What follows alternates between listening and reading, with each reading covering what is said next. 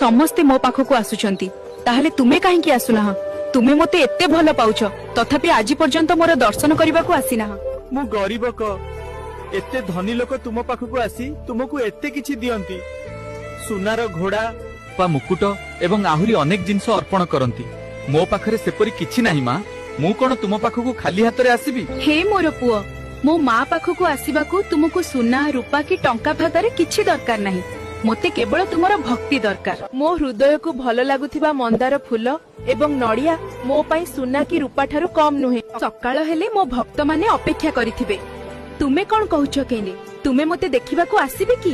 ହଁ ମା, ମୁଁ ଆସିବି।